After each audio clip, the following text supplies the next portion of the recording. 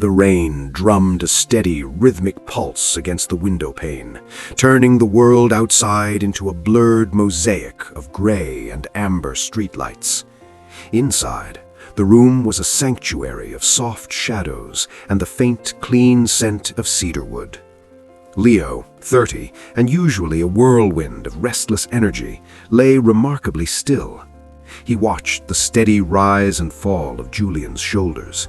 There was a groundedness to Julian, a man who carried his middle age like a well-read book, full of weathered wisdom and a quiet, unshakable patience that Leo was still learning to cultivate. Julian shifted, his hand finding Leo's in the space between them, their fingers intertwined effortlessly, a silent language they'd perfected over the last year. "You're thinking too loud again," Julian murmured, his voice thick with sleep but laced with a gentle humor. Leo smiled, pressing his forehead against Julian's shoulder. "Just thinking about how different this is. The quiet. I didn't know quiet could feel this full." Julian squeezed his hand, pulling him a fraction closer. "That's the secret, Leo. The right person doesn't fill the silence with noise. They just make the silence feel like home." In that moment, the age gap didn't feel like a distance to bridge, but a shared landscape. Leo brought the fire and the forward motion. Julian provided the hearth and the horizon. They remained there for a long time, anchored by the simple, profound comfort of being seen and understood without saying another word. The rhythm of the rain began to change.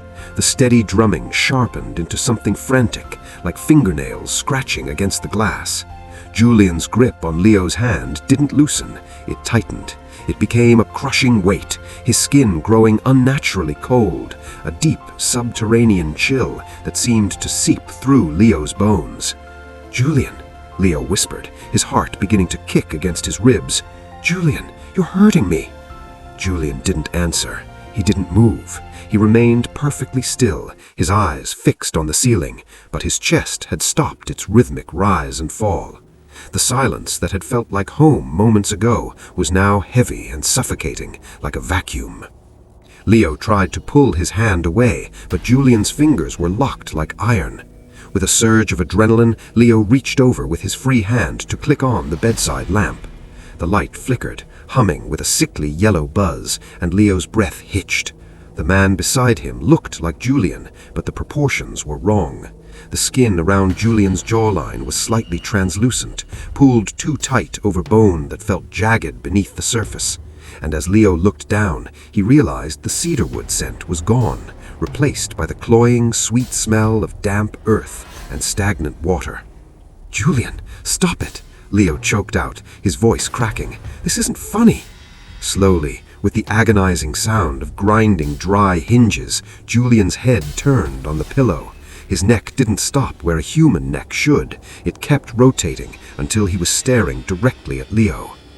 His eyes were wide, the pupils blown out until there was no iris left, just two infinite wells of black. He didn't blink. He didn't smile. "The quiet is full, Leo."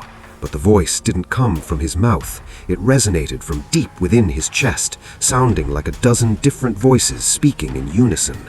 "But it isn't home. It's a grave, and I've been waiting a very long time for someone to share it with." Outside, the scratching on the window stopped. Something was now pushing against the glass from the inside of the frame. The bedside lamp flickered once and died, plunging the room into a suffocating velvet blackness. In the dark, the pressure on Leo's hand didn't just tighten, it merged. He could feel the cold, damp texture of Julian's skin beginning to graft onto his own, a slow, biological soldering that made his pulse thud painfully against the man's frozen veins.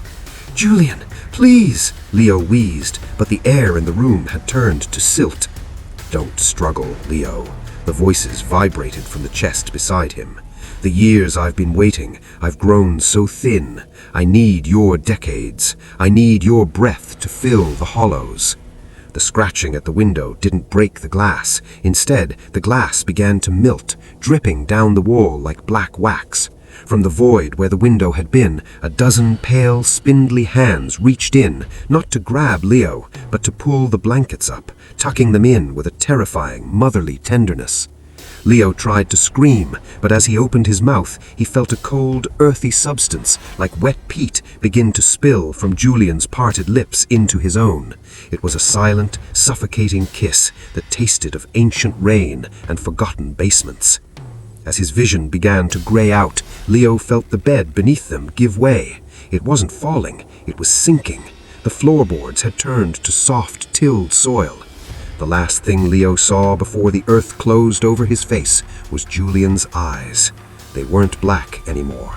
They were bright, youthful, and full of Leo's own amber light. Julian looked 30 again, vibrant and restored, while Leo felt his own skin tightening, his bones turning to brittle wood, and his voice dissolving into the quiet soil.